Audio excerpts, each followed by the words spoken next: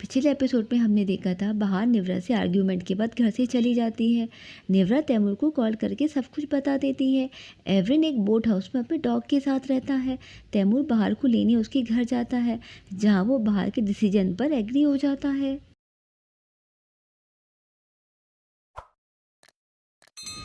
Episode की शुरुआत में एवरिन अपने डॉग जिसका नाम टार्चिन है उसे समझाता है, क्योंकि उसकी स्पेशल फ्रेंड उसे छोड़कर जा चुकी है और टार्चिन बहुत ज़्यादा अपसेट है। एवरिन टार्चिन को कंसोल करता है।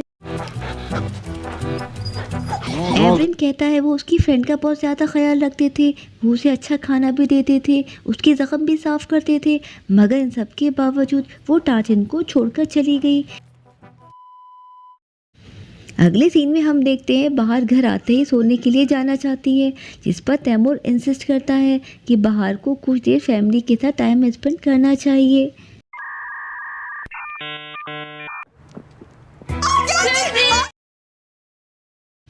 यानी उसकी सास और बच्चों ने बहार के असिस्टेंट बनने पर उसके लिए सरप्राइज सेलिब्रेशन रखी है।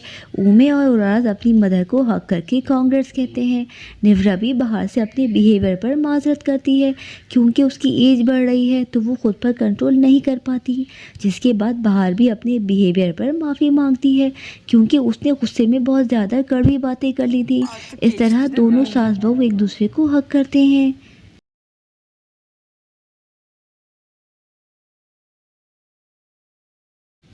फिर हम देखते हैं निवरा बहार को एक सरप्राइज गिफ्ट भी देती है, जिस पर बहार काफ़ी हैरान नज़र आती है, क्योंकि ये एक बहुत प्यारा सा बैग है जो कि बहुत ज़्यादा एक्सपेंसिव भी लग रहा है। बहार को ये बैग पसंद आ जाता है। निवरा बताती है ये वाला बैग ओरिजिनल है। और राज के पूछने पर बहार बताती है उनकी नानी माँ ने ओमे के बर्थडे पर ये मफलर अपने हाथों से बनाकर भेजा है। निवरा तैमूर के पास आकर उसे वेल डन कहती है। बहार ओमे को बताती है यही वो रीज़न था जिसकी वजह से वो उसकी अवार्ड सेरेमनी अटेंड नहीं कर पाई थी। ओमे अपनी नासमझी पर रिग्रेट करती है, जिस पर बहार कहती है वो उसकी बर्थडे पर आपस में टाइम स्पेंड करने वाले हैं। ये सुनकर ओमे बहुत ज़्यादा खुश हो जाती है। फिर हम देखते हैं तमाम यवूज़लो फैमिली बहुत ज़्यादा खुश नज़र आती है। अगली सुबह हमें दिखाया जाता है यवूज़लो फैमिली अपने काम के लिए हॉस्पिटल पहुंच जाते हैं। गाड़ी से निकलने से पहले तैमूर समझाता है उनके रिलेशन के बारे में किसी को पता नहीं चलना चाहिए और उरास को भी बहुत केयरफुल रहना है। उनको फादर या मदर कहकर नहीं बुलाना है। इसके बाद वो गाड़ी को पहले पार्क करता है और अलग अलग हॉस्पिटल के लिए निकल जाते हैं, ताकि किसी को उन पर शक ना हो।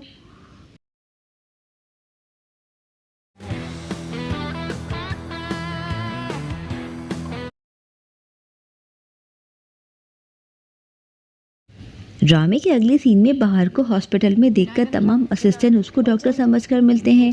बहार ऑकवर्ड फील करके सबको बताती है वो डॉक्टर नहीं बल्कि एक असिस्टेंट है। अगले सीन में हम बहार को देखते हैं जो रैगिन के ऑफिस पहुंच जाती है। बहार को सामने देखकर रैगिन बहुत ज़्यादा शॉक हो जाती है। बहार कहती है वो रैगिन से बात करना चाहती है। इसके बाद वो रैगिन से पूछती है क्या उसने बहार को पहचाना। ये सुनकर रैगिन बहुत सोच कर जवाब देती है उसे तो वो कभी भूल नहीं सकती। बहार रैगिन को कॉम्प्लीमेंट करती है, वो बिल्कुल वैसी है जैसे वो 20 साल पहले नज़र आती थी। इस पर रैगिन डिनाई कर देती है उसमें बहुत ज़्यादा चेंज आया है। रैगिन से मैरिड होने का पूछने पर वो उसे टोक कर कहती है वो असिस्टेंट होकर पर्सनल क्वेश्चन नहीं कर सकती। जिसके बाद बहार उसको थैंक्स कहती है, क्योंकि उसने इंटरव्यू के दौरान बहार के लिए यस कहा था। रैगिन बताती है क्योंकि वो शुरू से एक ब्राइट स्टूडेंट है, इसलिए उसे एक चांस तो मिलना चाहिए। बहार रैगिन से रिक्वेस्ट करती है वो किसी से उनका रिलेशन डिस्कस ना करे। ये सुनकर वो हैरत से पूछती है एक मैरिड कपल को हिडन रिलेशन की क्या ज़रूरत है। बहार ये सुनकर कहती है कुछ सवालों के जवाब उसे पता नहीं, जैसे कि तैमूर ने उसे कभी बताया नहीं कि रैगिन 3 साल से उनके हॉस्पिटल में काम करती है। बहार की बात सुनकर रैगिन कोई जवाब दे नहीं पाती, जिसके बाद बहार रैगिन को गुड लक कहकर वहाँ से चली जाती हैं। अगले सीन में एवरन की बाहर से अचानक मुलाकात हो जाती है। वो बाहर को फर्स्ट डे पर गुड लक कहता है। बाहर पूछती है कि एवरन के कहने पर ही उसे असिस्टेंट की इंटरव्यू के लिए बुलाया गया था। ये सुनकर वो डीप ब्रेथ लेकर कहता है अगर वो कोई अननोन पर्सन भी होती तब भी वो उसका नाम सजेस्ट करता, और वैसे भी बाहर उसकी पेशेंट रह चुकी है इसलिए वो ज़्यादा बेहतर जानता है बाहर की हेल्थ कैसी है और वो कितनी एलिजिबल है। बाहर रिसेप्शन पर आकर सेरेन के बारे में पूछती है। वहीं पर मौजूद सेरेन अपने बारे में बताती है। Asistan doktor Selen. बाहर बताती है वो न्यूली अपॉइंटेड असिस्टेंट डॉक्टर है। सेरेन कहती है उसने बाहर के बारे में सुना है।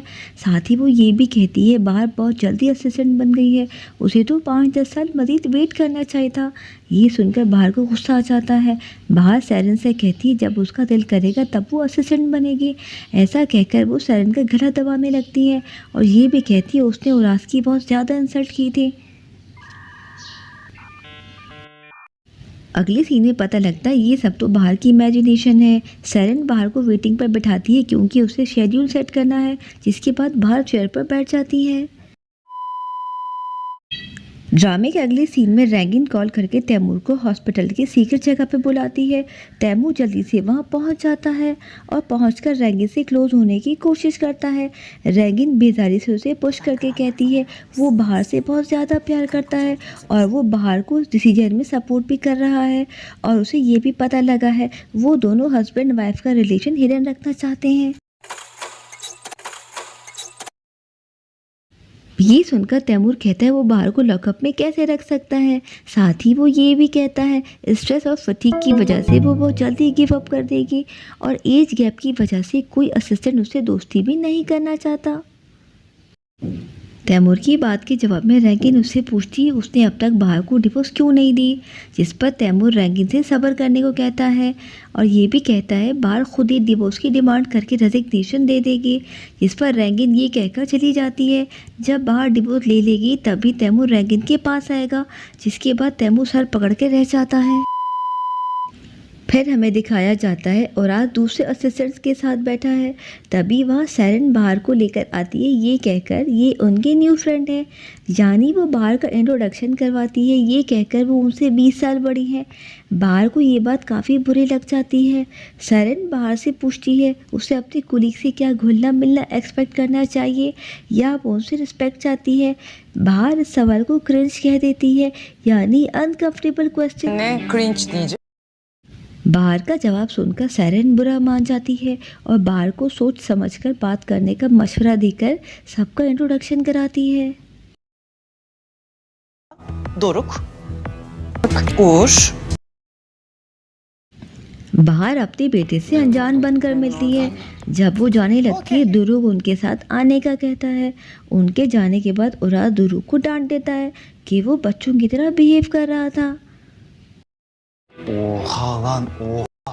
Hatunu gördün mü lan? दुर्ग के मुंह से इस तरह की बातें सुनकर उसे गुस्सा आ जाता है और वो उसे समझाता है उन्हें हॉस्पिटल में ऐसी बातें नहीं करना चाहिए।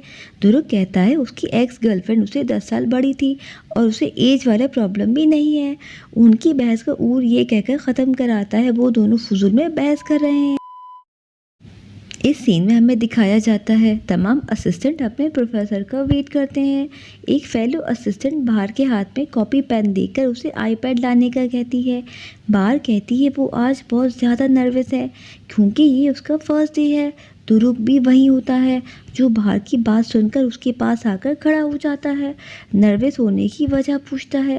पहले तो वो हैरत से उसकी हिम्मत को देखती है, फिर वो बताती है वो एक्साइटेड है क्योंकि वो 20 साल बाद इस प्रोफेशन में वापस आई है। दुरुग उसे कहता है उसे जो भी हेल्प चाहिए वो हमेशा उसके लिए अवेलेबल है। उरास वहीं खड़े होकर दोनों की बातें सुन रहा था। बाहर भी अपने बेटे के एक्सप्रेशन देख लेती है। तभी वहाँ रैगिन आ जाती है जो उनकी प्रोफेसर भी है।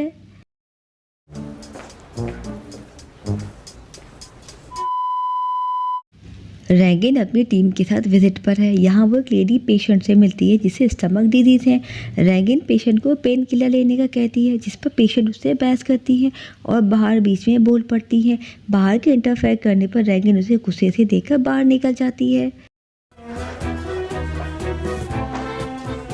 वो बाहर को सख्ती से मना करती है। नेक्स्ट टाइम जब वो बात कर रही हो तो बीच में इंटरफेयर नहीं करेगी और जल्दी समझने की आदत डालेगी। जिसके बाद वो मेलिसा से कहती है बाहर को इमरजेंसी वार्ड में ले जाए। बाहर अपनी कुलीग के साथ वहाँ से चली जाती है, जबकि रैगिन किसी से फ़ोन पर बात करने लगती है। बाहर इमरजेंसी वार्ड में ड्यूटी देती है। एक्सीडेंट के पेशेंट को सामने देखकर वो डर जाती है। फिर वो एक बूढ़े आदमी को ड्रिप लगाती है, जिससे वो चिल्लाने लगता है। फाइनली बाहर अपनी ड्यूटी पूरी करके इमरजेंसी वार्ड से बाहर आ जाती है, जहाँ दुरुक उसे देखकर मेस्मराइज यानी खो जाता है। उसे लगता है वो एक खूबसूरत अप्सरा है जिसके बाल हवा में उड़ रहे हैं और वो दुरुक को अपने पास बुलाती है। जबकि वो मुंह खोलकर अपने होश खो चुका है, तभी अचानक फ़ोन की घंटी बजती है। यानी दुरुक अपने ख्याल से वापस आ चुका है और आज किसी काम से अपने रूम में आता है। दूसरे रूम से दुरुक और बाहर की आवाज़ें सुनकर वो खिड़की से झांक कर देखता है। दुरुक बताता है वो इनको आर्ट्रियल सैम्पलिंग यानी ब्लड कलेक्शन का तरीका बताता है। बाहर हैरत से अपने बेटे के बिहेवियर को देखती है। फिर वो गुड लक कहकर वहाँ से चला जाता है और बाहर भी एक्सक्यूज़ करके वहाँ से उठ जाती है। इस सीन में हम देखते हैं सेरेन रूम में आकर बताती है रैगिन ने मैसेज दिया है कि उसे अर्जेंट जाना पड़ा है, इसलिए आज सबकी ड्यूटी बर्थ वार्ड में है, यानी किसी पेशेंट को तकलीफ ना हो। जिस पर दुरुक पूछता है क्या वो मैरिड हैं। ये सुनकर ऊर बताता है एक बार रैगिन ने क्लास में बताया था उसकी हस्बैंड अमेरिका में है। जिस पर बाहर कुछ पूछने वाली थी, लेकिन सेरेन ये कहकर मना कर देती है हमें टीचर्स की पर्सनल लाइफ से क्वेश्चन नहीं करना चाहिए। इस सीन में तैमूर रैगिन से जल्दी निकलने की वजह जानने के लिए कॉल करता है। रैगिन कहती है उनकी लव स्टोरी की पूरी कीमत रैगिन को ही देनी पड़ती है। तैमूर के सवालों से छिड़कर रैगिन कॉल कट कर देती है, जबकि तैमूर उसे बात करना चाहता है। अगले सीन में रैगिन एक अननोन आदमी से मिलने आई है। वो फ्रेंडशिप हक करना चाहता है, मगर रैगिन बेदारी से बैठते ही मिलने की वजह पूछती है। तभी वह वेटर मेन्यू लेकर आ जाता है। रैगिन उसे ये कहकर मना कर देती है उसे कुछ नहीं चाहिए, बल्कि वो उसे अपना मोबाइल फ़ोन चार्ज करने के लिए देती है। जिसके बाद वो अननोन आदमी उससे कहता है वो आज भी हमेशा की तरह रैगिन के पास टाइम नहीं है। वो कहता है रैगिन ज़रा भी लॉयल नहीं है, ना ही उसके पास उसके लिए टाइम है, बल्कि वो उसे कांटेक्ट भी नहीं करती है। ऐसा लगता है जैसे रैगिन उसे अपना दुश्मन समझती है। रैगिन के सवाल करने पर वो अननोन आदमी कहता है दूसरे कपल्स की तरह वो दोनों एक साथ टाइम स्पेंड नहीं कर पाते, जिसका रैगिन कोई जवाब नहीं देती। दूसरी तरफ नेवरा टेबल सेट कर रही है, जबकि ओमे अपनी फ्रेंड से बात करके बताती है बर्थडे पर ओमे अपनी मदर के साथ नाइट स्पेंड करेगी और अपने सीक्रेट रिवील करेगी। ओमे की बातें सुनकर उसकी फ्रेंड पार्ला उसका मजाक उड़ाती है। वो अब तक अपनी मदर की उंगली पकड़कर चल रही है, अब उसे बड़ा हो जाना चाहिए। ओमे फिर फ़ोन काट देती है। इस सीन में बाहर के वर्किंग आवर्स पूरे हो चुके हैं। अब वो घर जाने की तैयारी करती है। फिर वो ओमे को मैसेज करके अपने जल्दी घर पहुंचने का बताती है, जिसके बाद वो वहां से निकल जाती है। बाहर के निकलते ही तैमूर भी उसके पीछे आ जाता है। तैमूर के पूछने पर वो बताती है वो शिफ्ट ख़त्म करके अपने घर जा रही है। यहाँ तैमूर बताता है आज उसकी नाइट शिफ्ट है।